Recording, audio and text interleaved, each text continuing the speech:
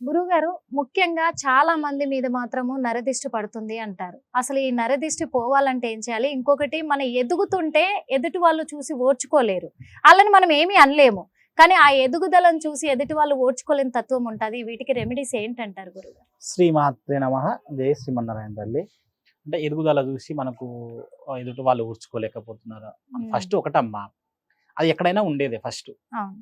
అంటే ఈ డిపార్ట్మెంట్ లో ఉండదు, ఆ ప్రతి డిపార్ట్మెంట్ చోట గురువు. ప్రతి చోట ఉండేది. ఫస్ట్ మనది ఏంటి, మన మైండ్ సెట్ కరెక్ట్ ఉందా లేదా చూసుకోవాలి. ఓకే. అంటే నువ్వు ఎదుటి వాళ్ళ గురించి ఆలోచిస్తున్నావు కాబట్టే నీలో వాళ్ళు మనల్ని చూసి ఇన్నర్ ఫీలింగ్ ఓర్చుకోలేకపోతున్నారు వస్తుంది. అనే ఒక ఇన్నర్ ఫీలింగ్. ఇప్పుడు మీ కంపెనీ ఉంది, ఇట్టి కంపెనీ ఉంది. ఇట్టి కంపెనీలో ఒక నలుగురు పనిచేస్తుంటారు అనుకోండి, అవును. యాంకర్లు. అవును. నువ్వు మంచిగా నువ్వు అడుగుతుంటావు, నేను వచ్చి ఏమంటాను, ఆ నిర్మల మేడం గారే కావాలంటాను.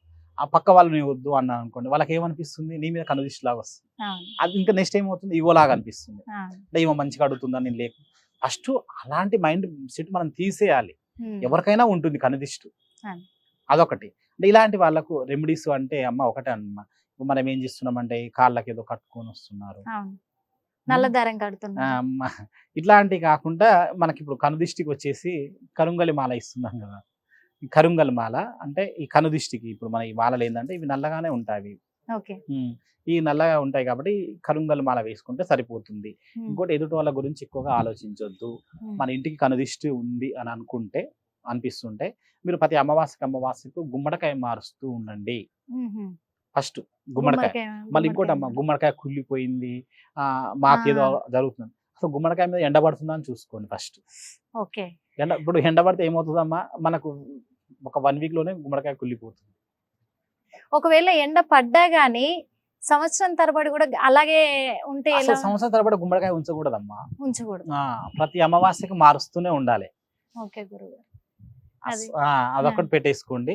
అంటే మన ఇంకోటి ఏంటంటే, మనము అది కట్టుకోవాలా, ఇది ఉండాలా, అది కామన్. ఇప్పుడు మనం ఒక ఫ్రూట్ షాప్కి వెళ్తాము, మనకు కావాల్సిన ఫ్రూట్స్ మంచిగా తీసుకొని వస్తాం కదా. ఒక కూరగాయల షాప్కి వెళ్ళినప్పుడు మంచిగా తీసుకొని వస్తాం కదా.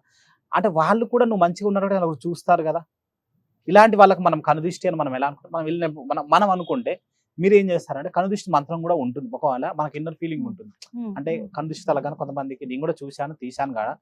అలాంటి వాళ్ళకి ఏంటంటే కడుపులో ఒక ఇట్లా వాంతింగ్ లాగా రావటం, లేకపోతే మనసంతా చికాగ్గా ఉండటము, ఇట్లాంటివి ఉంటాయి. అంటే ఉప్పు ఉంటుంది కదమ్మా, ఉప్పు, నిమ్మకాయ, కల్లుప్పు, నిమ్మకాయ, ఒక మంత్రం ఉంటుంది. ఆ మంత్రం ఏంటంటే, మీరు ప్రతి ఒక్క దేవుని తలుచుకోండి. ఒక 108 మంది రావాలి. మళ్ళీ వచ్చిన వాళ్ళు వచ్చినా పర్వాలేదు. ఇప్పుడు 100 అమ్మవార్లు కానీ ఏ దేవుడైనా సరే అట్లా మీరే అనుకోండి. అనుకున్న తర్వాత మీకు ఆటోమేటిక్గా అది వస్తుంది, మీకు కడుపులో నుంచి అది వస్తుంది, అది బయటకు వచ్చేస్తుంది.